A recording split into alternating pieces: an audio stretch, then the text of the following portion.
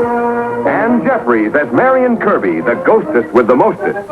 Robert Sterling as George Kirby, that most sporty spirit. And Leo G. Carroll, host to said ghost, as Topper.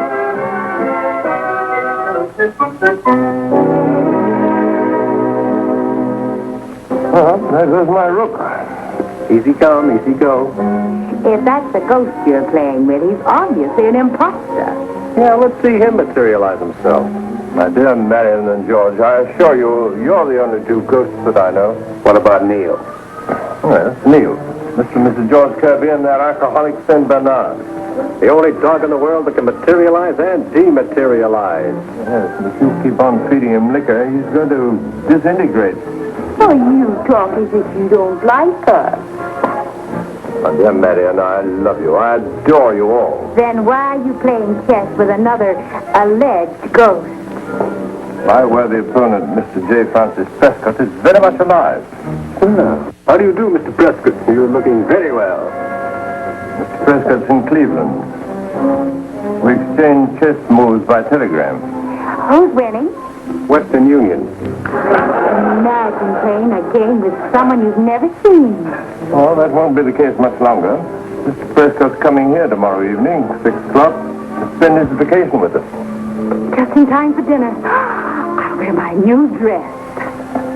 Madam, George, you're not going to do anything to embarrass me now, please. Would you like to go over the seating arrangements with me? Oh, I'm sure they'll be all right, darling. You have an expert throwing the right people together. But I must know who I'm throwing together, Cosmo. Now, there's Mr. Prescott and Mrs. Baskerville. He is just mad about him. No, I do hope he's nice. Oh, I'm sure he is. Haven't you any idea what he looks like, Cosmo? Wouldn't it be funny if J. Francis Prescott turned out to be a woman? A woman? You mean he looks like a woman? Jay could stand for Josephine. Francis could be the male or female. Looks like a woman, Cosmo? You mustn't say such things. But you're the one who's saying them. I think I'll have a martini. Are you sure you haven't had a few already? Martinis are no sooner mentioned than you start drooling. I don't know what's got into you lately.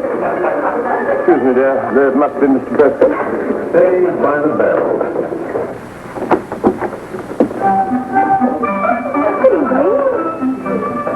Good evening, Sonny. I'm James Francis Prescott. You're what?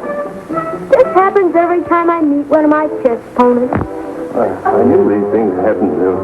But well, why do they have to happen to me? What's the matter? Is anything wrong? Is the rest of the house like this? Why, yes. We have only modern furniture. I won it on a quiz show. And why does she have to look so pop-eyed? Or is she just a hyperthyroid? Come and meet your hostess, Sonny. She'll be delighted. Later, I want you to meet young Master Prescott. How nice of your father to bring you along. Oh, you don't understand, dear. This isn't J. Francis Prescott, Jr. This is J. Francis Prescott, period. Oh, well, you know, an infant prodigy. But he kept on beating you at chess. Henrietta, when Rugo Reshevsky was 7 years old, he played 15 simultaneous games at the chess club. And won them all. The mental faculties of the very young are infinitely sharper than those of adults of middle life.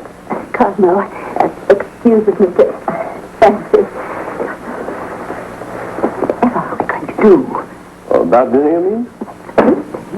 Mrs. Baskerville would never get over it. And I know how important she is to you in a business way, Cosmo. Quite simple, my dear. You leave it to me. Francis, you must be very tired after your long journey. No, I had enough this afternoon on the train, so I can stay downstairs for dinner if that's what you're insinuating. Well, tonight you'll have dinner upstairs. While you're here, you'll have to do as we say, just as if we were your parents. Yes. What about your parents, Francis? I have 2 of them. Well, you run along to bed. And tomorrow we'll have a lovely day. We'll go to the zoo. Why? Do you like the zoo? Perhaps you'd like to play baseball, Henrietta. You like baseball, don't you, Francis? I haven't taken it up yet, but I'm working on some mathematical tables on the velocity and the trajectory of the spheres in motion. That should be useful. That should reduce the game to a cold science. Oh, well, anytime you can hit a home run with a mathematical table, you can play on my team. On Leo DeRocher's, too. Well, here you are. Everything you need. In fact, more than you need. What's this? Existentialist phrase of Jean-Paul Sartre. You won't need this. Why not? Well, I don't think your psychiatrist would approve. I like scientific books. None of the science fiction drivel, of course. Oh, well, we haven't any. Not even the drivel. Are those yours? Oh, how is? Oh, I was quite a fencing master in my day. But I suppose you know all about fencing, too. only the 4 common parries. That's very good.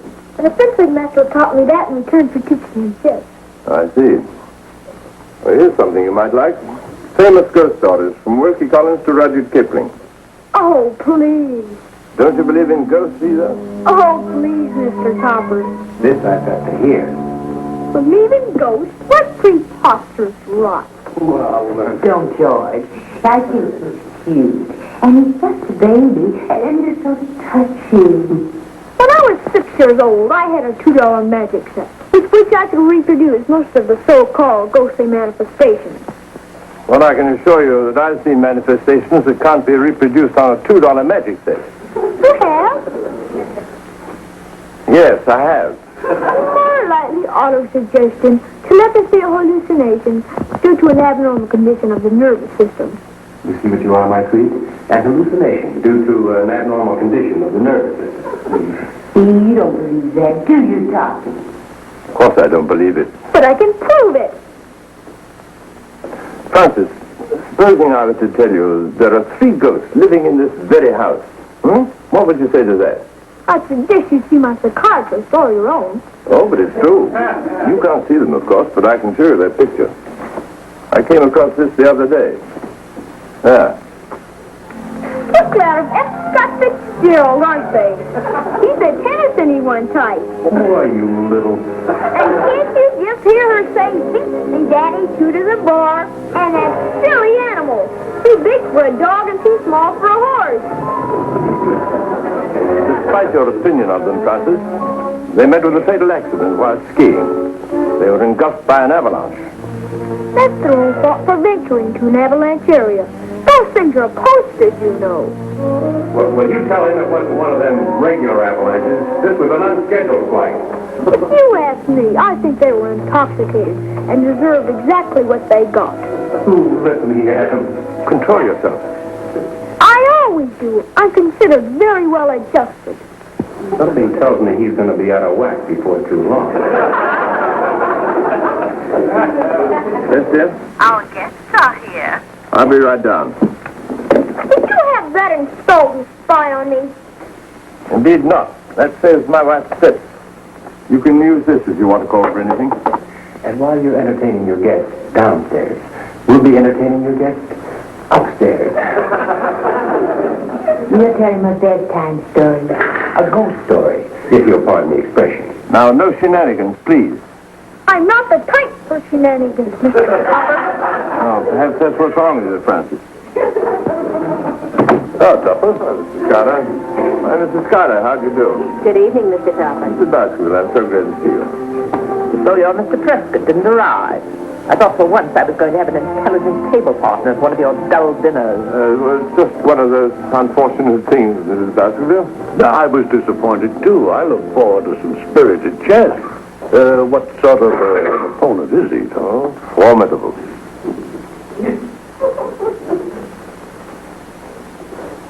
Mr. Topper, Yes? I'm opening with a queen's pawn to 3. Go to bed. as soon as you give me your move. King's 4 to King 4. Go to bed now, or I'll have to come up and put you to bed. Butler, he's not feeling well. I'm putting him to bed. The dumb waiter. The dumb one. He's a silent butler.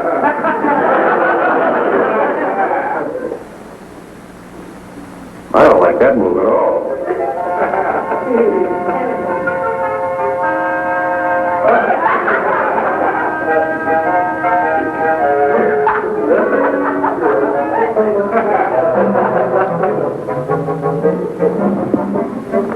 I wonder if the sheet fits me.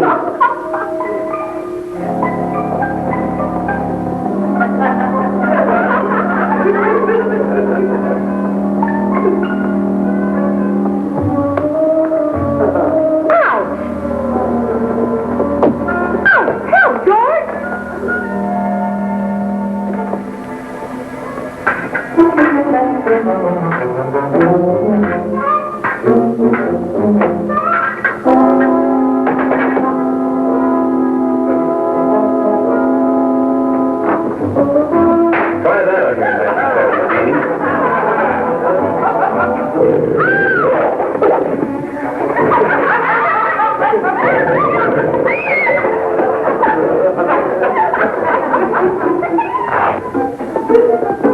As we were having a perfectly lovely time sitting out there in the garden, it's full of the most beautiful How did flowers. you do it? Do what? The fencing. I can explain the sheep, but not the fencing. Author suggestion, or perhaps a slight hallucination. I suppose that invisible bite was an hallucination, too. Quite visible now. Mr. Topper, who is this little boy, and what are you doing to him? This, Mrs. Baskerville, is J. Francis Prescott. I don't understand. Nobody does at first, but you get used to the idea. He's my chess opponent.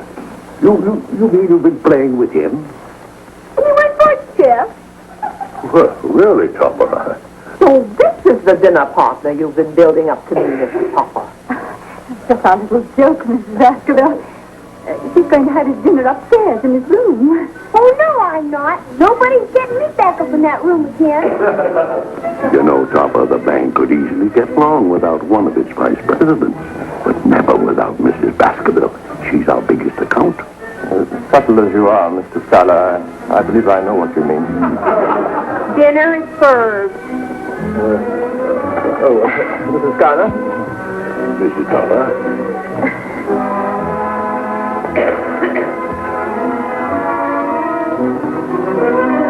Of course I shall be at the stockholders' meeting. It's the 17th of next month, isn't it? Do you happen to know what day of the week it is?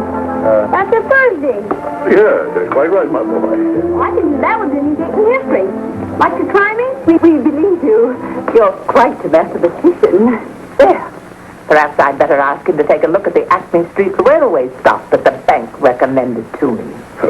Safe as houses, and pays a whopping $7 a share in dividends. I happen to have a rundown on the stock with me here. The last year's gross earnings were $3,805,270 against a 6% funded debt of only $1,484,720. How many shares outstanding? 543,610. So the stock is earning $6.08 per share, or almost $1 less than our dividends.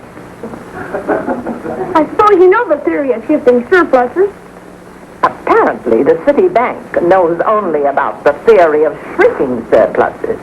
Well, anyway, I'm loading up on Minerva Mining now. Only on paper, of course. Annoying little brat.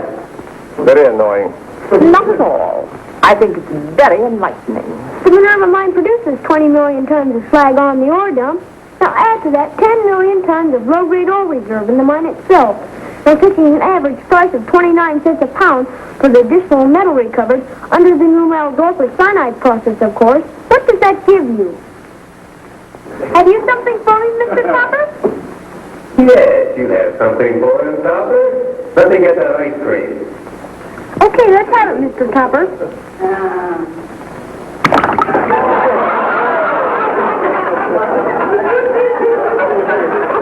That's sweet, little boy. But it really wasn't my idea.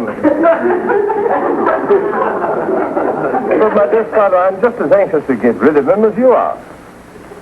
His parents have gone off on a vacation somewhere, leaving no forwarding address except an unidentified Canadian forest. But you must do something. Mrs. Baskerville wants me to go over all her investments with Francis. Next thing you know, she'll want him on our board of directors. Well, there was some brains on the board. What's that, Tupper? What are you saying? Sorry, I forgot this board of the Schuyler family over there. And another thing, she's apparently bought out a toy shop for little Francis. A rocket ship or something. He better be playing with it when she comes over to see him. Well, perhaps I can get her to take off to the moon in it. Very funny. I wish I could joke about it. But then, of course, it isn't my job that's at stake. Now, where does this thing go? Right on the nose. On the nose. Hey, this is more fun than an electric train. We'll teach Master Prescott about rocket ships. Too bad it isn't real so we could take a trip. George, you never take me any place. What about the ski trip? I mean a round trip, not a place from which you don't come back. Okay, honey. Be my guest on the first spaceship to nowhere. I have a hunch we won't come back from there either. Now, how's that? Very good. All right. Now then. Oh, goodbye, you two. Here comes Francis. Oh, he can't see us. No, but I can. Kind of crowd things. Very well, but we'll be watching.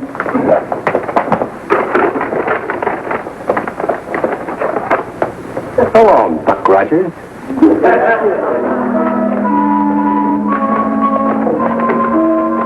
Come on, Francis. Here we are. How corny can you get? What's this thing? That? Oh, that's the rocket ship. We're exploring outer space. This thing wouldn't get you from the atmosphere into the exosphere. It's only a toy, Francis. But it's constructed all wrong. To get any distance at all, you need a three-stage rocket ship. Oh, quite. I knew you wouldn't understand. Here, try this spacesuit on. If it pleases you, but this ridiculous thing is even more effectual than the ship. Well, never mind. You get into it. You never can tell, you know. Oh, yes, you can. By compensating for the gravity pull, we can turn our ship into a satellite, whirling around the Earth in an elliptic orbit. What's the matter? I was just thinking of you becoming a satellite, George, whirling around the Earth in a sort of cosmic compost heap. I wish you'd shut up. Very well, but I don't think you have to be so rude about it. Mr. Topper, Mrs. Baskerville's at the house. She's asking for Francis. Better climb in here. I wouldn't be cut in this thing. Well, you'll achieve that effect if you don't get in. What do you mean? Never mind. Get in.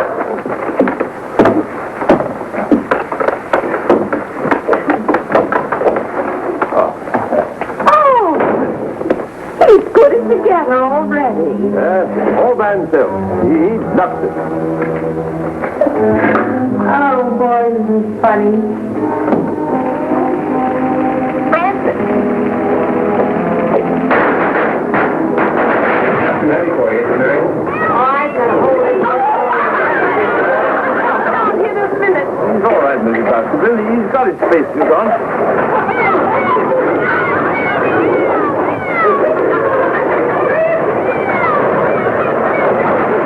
He'll be killed. I'm going to get the police.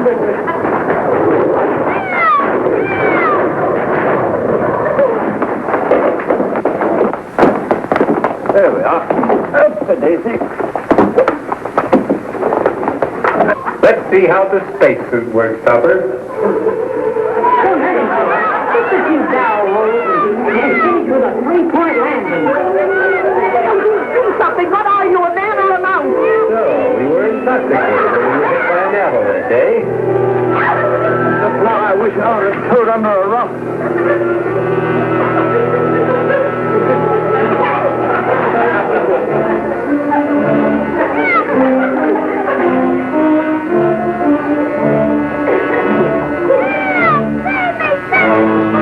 Coming in for a crash landing. Coming in for a crash landing.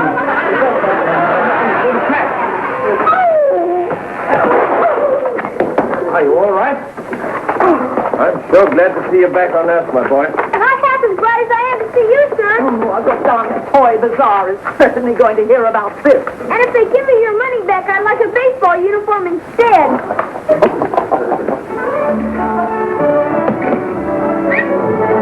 Nice feeling, Marion. Gee, how did you do that, sir? Well, you see, Francis, when the ball reached a certain speed, it became a temporary satellite, revolving back to its original point of projection. Oh, I see, sir.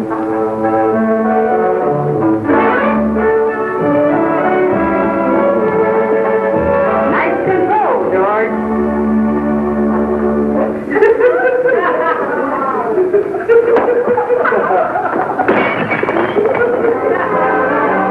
All done by mathematics?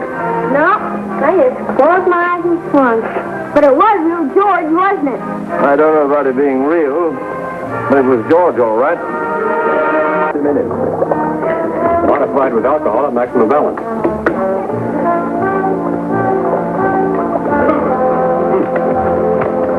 Do it.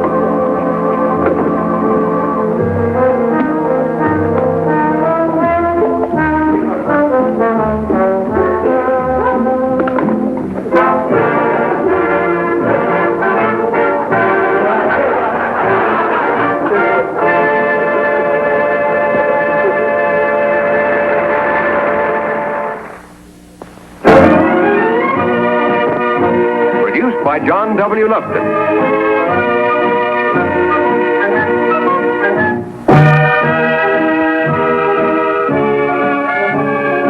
A John W. Lupton, Bernard L. Schubert production. Starring Ann Jeffries, Robert Sterling, and Leo G. Carroll.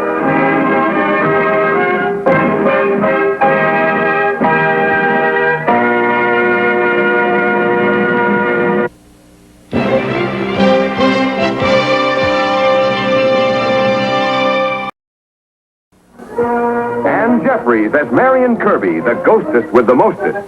Robert Sterling as George Kirby, that most sporty spirit. And Leo G. Carroll, host to said ghost, as Copper.